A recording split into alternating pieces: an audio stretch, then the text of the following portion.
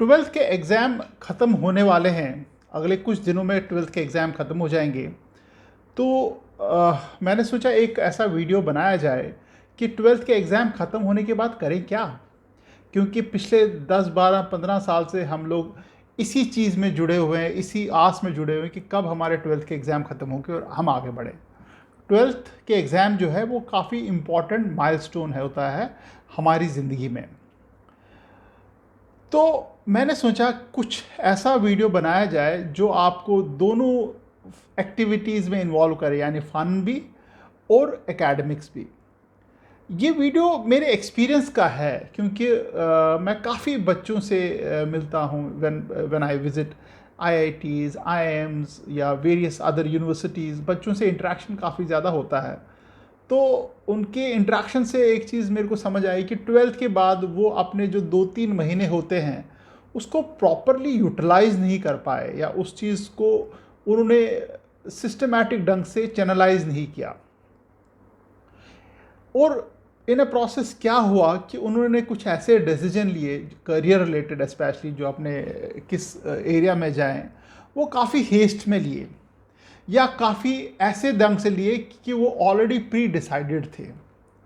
But मैं चाहता हूँ कि आज मैं कुछ आपको 5 ऐसे पॉइंट्स बताऊँ जो आप ट्वेल्थ के बाद कर रहे हैं। एग्ज़ाम जो ही आपका एग्ज़ाम ख़त्म हो, आप ट्वेल्थ के बाद उन चीज़ों को करें। वो 5 चीज़ें क्या है मैं आप इस वीडियो में बताऊंगा। इस वीडियो को आप सब्सक्राइब ज़रूर करना और एंड तक ज़रूर देखना। सब्सक्रिप्शन से फ़ायदा ये है कि आप ऐसे ही कंटेंट जो आपके करियर रिलेटेड है, आपके जो आपके कॉलेज रिलेटेड है, जॉब रिलेटेड है, इंटर्नशिप्स रिलेटेड है, किस किस कंपनी में कैसे कैसे रिक्रूटमेंट इसके रिलेटेड होते हैं, तो वो वीडियोस आपको आते रहेंगे, पीछे भी आते रहे हैं, आगे भी आते रहेंगे। तो आप लोगों को नोटिफिकेशन मिलेगा अगर आपका वीडियो चैनल सब्सक्राइब्ड हो। दूसरा फ़ायदा ये है कि आप अपने वीडियोस में मैं कोई इन्फॉर्मेशन दे रहा हूँ तो उसके बारे में आप सवाल पूछ सकते हो सकता है इस वीडियो के रिलेटेड सवाल हो या क्वेश्चन हो, या किसी और टॉपिक का कोई क्वेश्चन हो, सवाल हो, आप बिंदास पूछिए। I will be able to answer it quickly based on my experience. जितना भी मेरा एक्सपीरियंस है वो एक्सपीरियंस मैं आपके साथ शेयर करूँगा अगर वो क्वेश्चन रेलेवेंट हो मेरे एक्सपीरियंस के। तो इसलिए भी आपको सब्सक्राइब ज़रूर करना। जो पहला काम आपको ट्वेल्थ का एग्ज़ाम ख़त्म होने के बाद करना है वो है कि आप एक ब्रेक ज़रूर लेना, एक लंबा सा ब्रेक, यानी कि हफ्ते 10 दिन का ब्रेक आप ज़रूर लीजिए। हो सकता है आप किसी एंट्रेंस की एक तैयारी कर रहे हैं, हो सकता है आप किसी एंट्रेंस की तैयारी नहीं भी कर रहे हो सकता है आप डिसाइडेड ही नहीं हो क्या करना है, या ऑलरेडी डिसाइडेड हो कि क्या आगे करना है ट्वेल्थ के बाद। फिर भी आप एक ब्रेक लीजिए। उस ब्रेक में आप अपने फ्रेंड्स के साथ ब्रेक पे जा सकते हैं। Break in the sense holiday पे, ब्रेक इन द सेंस आप सोशलाइज कर सकते हैं अपने, मतलब मान लीजिए आप दिल्ली या बॉम्बे के रहने वाले या कहीं पटना के रहने वाले, तो अपना आसपास जो रिश्तेदार हैं, फ्रेंड सर्कल है, उनके साथ चले गए, घूमने चले गए, या उनके घर चले गए, या उनको घर में बुला लिया, छोटी मोटी गेट टुगेदर कर दिया। That's called the break. Break का मतलब यही हुआ। एक ब्रेक ज़रूरी होता है क्योंकि उससे क्या होता है कि आपका जो मोनोटनी है जो पिछले 10 12 साल से बनी पड़ी है कि पढ़ाई पढ़ाई पढ़ाई पढ़ाई, वो कहीं ना कहीं आपके दिमाग को रिफ़्रेश करता है। और दिमाग रिफ़्रेश क्यों चाहिए आपको, वो मैं कारण आपको नेक्स्ट पॉइंट में बताऊंगा, जो है पॉइंट नंबर 2। पॉइंट नंबर 2 में आपको ठंडे दिमाग से अपने पेरेंट्स के साथ या अपने किसी जो आपके बड़े भाई या बहन हो, सिस्टर हो, उनके साथ अपना जो फ्यूचर है उसके बारे में थोड़ा सा डिस्कशन करना पड़ेगा, विच में टेक कपल ऑफ डेज, 2 3 4 दिन लग सकते हैं। अब आप कह सकते हैं कि यार मेरा तो ऑलरेडी डिसाइडेड है मेरे को इंजीनियरिंग करनी है, या मेरी ऑलरेडी डिसाइडेड है मेरे को डीयू से इकोनॉमिक्स करनी है। बट ये जो डिसीजन होता है, ये डिसीजन आपने 2 3 साल पहले लिया होता है। जब आप 10th में थे तब आपके पेरेंट्स ने बोला होगा फिजिक्स केमिस्ट्री मैथ ले लो इंजीनियरिंग करना, या फिजिक्स केमिस्ट्री बायो ले लो मेडिकल करना, या आप कॉमर्स सेक्शन में जाओ, आप आगे चल के इकोनॉमिक्स में पढ़ लेना, या आप आर्ट्स में चले जाओ, इंग्लिश या लिटरेचर में कुछ कर लेना। वो 10th में आपके डिसीजन हुए होते हैं। बट क्या ये टाइम नहीं है, ये 2-3 महीने आपको जो मिले हैं, क्या ये टाइम नहीं है उस डिसीजन को रिविजिट करने का कि क्या यार वो डिसीजन मैंने 2 साल पहले, 3 साल पहले, जब मैं छोटा बच्चा था, 10th का 9th का बच्चा, 10th का बच्चा 11th में जा रहा था, तब मैंने वो डिसीजन लिया था और मेरे पेरेंट्स को भी उस वक्त इतना ज़्यादा मालूम थी। Now parents are also more aware. तो क्या ये टाइम नहीं है कि मैं इसको डिस्कस करूं? क्योंकि मैंने देखा है स्पेशली इंजीनियरिंग कॉलेज के बच्चे, काफ़ी सारे बच्चे जो होते हैं उनको इंजीनियरिंग कॉलेज में घुसने से पहले तक पता ही नहीं होता कि इंजीनियरिंग किस में की जाए, क्यों की जाए, क्या जॉब्स मिल सकते हैं और किस फील्ड में की जाए। अगर ऐसी सिचुएशन है तो आपको इंजीनियरिंग ही नहीं करनी चाहिए, क्योंकि जिस फील्ड का आपको मालूम ही नहीं है तो आप कर ही क्यों रहे हो। सिमिलरली बहुत सारे बच्चे बोलते हैं इकोनॉमिक्स का बोलबाला है, मुझे इकोनॉमिक्स में कुछ करना है, बट इकोनॉमिक्स का फ्यूचर क्या है, क्या जॉब्स मिलती होंगी इकोनॉमिक्स में? अगर आप ग्रेजुएशन आपका इकोनॉमिक्स में हो जाए तो क्या मिलता होगा, पता है आपको? पता नहीं। अगर नहीं पता है तो ये जो टाइम है, इस टाइम में आप डिसाइड करोगे कि यार जो मैंने डिसीजन लिया था क्या वो करेक्ट है। अगर करेक्ट है तो डटे रहिए, उसी मार्ग पे चलिए। अगर आपको लगता है वो डिसीजन करेक्ट नहीं था, थोड़ा सा डगमगा रहा है वो डिसीजन, तो उसके ऊपर थोड़ा सा और हार्ड एंडी करिए, थोड़ा गूगल सर्च कीजिए या कॉलेज में जाइए या किसी फ्रेंड से या सीनियर अपने जो आपके ब्रदर सिस्टर उनसे बात करो, उस डिसीजन को फर्म अप करो। क्या आपको लगता है कि नहीं यार वो जो डिसीजन लिया था वो पुराना था, अब नई चीज़ें आ रही हैं, अब मेरे को कंप्यूटर साइंस में कुछ करना है, इंजीनियरिंग नहीं, कंप्यूटर साइंस में कुछ करना है, फैंटास्टिक। तो ये टाइम आपका उसमें ज़रूर लगाओ, डिस्कशन में। यानी कि पहला काम जो आपको करना है, ब्रेक्स लेनी है, सोशलाइज करना है, फ्रेंड से मिलना है, फैमिली से मिलना है, घूमने जाना है अगर घूमने का प्लान है, या पार्टी करनी है तो पार्टी करो। सेकंड पॉइंट है अपना माइंड जो यहाँ आपका रिफ्रेश हो जाए। सेकंड पॉइंट है आप अपनी फैमिली या फ्रेंड्स के साथ, जो आपके सीनियर कुलीग्स हैं उनके साथ आप, colleagues in the sense brother sisters हैं, उनके साथ आप घूमो, उनके साथ आप डिस्कस करो कि आगे फ्यूचर में करना क्या है। जो भी आप फ्यूचर चुनो सेकंड पॉइंट में, वो आपकी पर्सनैलिटी और इंटरेस्ट को ध्यान में रख के करना चाहिए। ऐसा कोई चीज़ या ऐसा कोई करियर मत चुनना जो आपको जिसमें इंटरेस्ट नहीं है आपका, या जो आपकी पर्सनैलिटी मैच नहीं करती उसके लिए। सपोज आप कोई भी फील्ड चुनो, सेल्स मार्केटिंग का, बट आपकी पर्सनैलिटी नहीं है सेल्स मार्केटिंग वाली, या कोई आप चुनो इंजीनियरिंग वाली जो रूटीन जॉब है, बट आपकी पर्सनैलिटी वो नहीं है जो रूटीन जॉब करने वाले लोग हैं।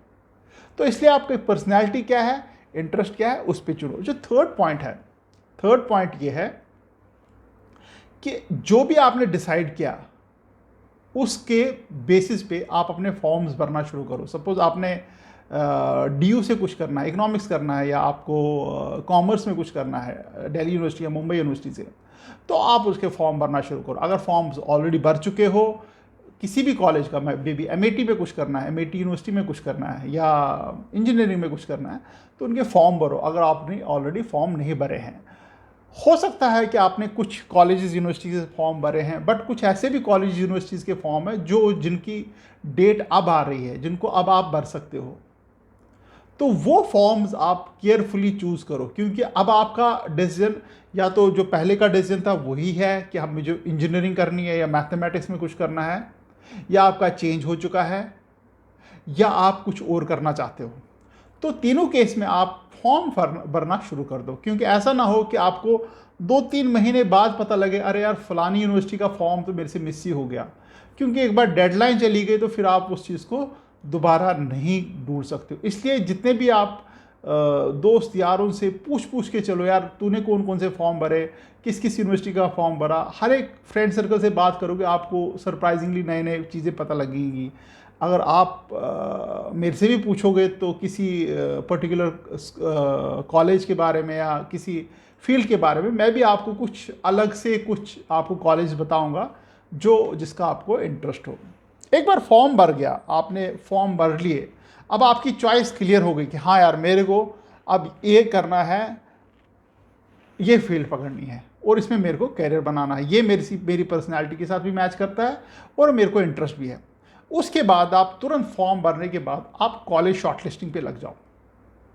क्योंकि क्या होता है कि जो ही आप फॉर्म भरते हो, उसका अगर एंट्रेंस टेस्ट है उस फील्ड में, तो आप एंट्रेंस टेस्ट में बिज़ी हो जाते हो। अगर आप उसका आपके 12th के मार्क्स पे उस पर शॉर्ट लिस्टिंग होती है तो आप उसका वेट करते हो, और जिस दिन वो वेटिंग लिस्ट या जो लिस्ट आउट हो जाती है उस दिन आप ढूंढने बैठ जाते हो कौन सा कॉलेज लिया जाए, कौन सी स्ट्रीम ली जाए, कौन सा अच्छा, और जो आपके टॉप ऑफ द माइंड समझ आए वो आप भरना शुरू कर देते हो प्रेफरेंस के तौर पे। ऐसे बहुत सारे इंजीनियरिंग कॉलेजेस हैं जिनके बारे में आपको उतने अच्छे से नहीं मालूम है, और आप ऐसा कोई कॉलेज ले लेते हो जो उससे अच्छा नहीं है। मैंने देखा, इट्स एन एक्सपीरियंस। मैं काफ़ी बच्चों से, पेरेंट्स के मैसेजेस आते हैं कि उनका ये रैंक था, उन्होंने ये कॉलेज लिया, मुझे मालूम है उस रैंक पे उससे बेटर कॉलेज हो सकता था, बट ऐसा हुआ नहीं। तो इसलिए आप 2 महीना जितना भी टाइम है before the list would come out, तो आप कॉलेजेस पे रिसर्च करो कि यार अगर मेरा ये रैंक बैठता है या इस लेवल पे आता है तो मेरे के ये 10 कॉलेज हैं जिसमें मैं अप्लाई करूँगा, या ये कॉलेजेस हैं जिसको मैं रैंक लिस्ट में ऊपर रखूँगा अपने, या ये स्ट्रीम है जिसको मैं अब पकड़ूँगा। तो हर एक दिन 8-10 कॉलेजेस की आप एनालिसिस करो। आप कर सकते हो, आपके पेरेंट्स कर सकते हैं, कोई भी कर सकता है। बेसिकली इंफॉर्मेशन क्या आपको निकालनी है उसके ऊपर डिपेंड करता है कि कौन कर रहा है।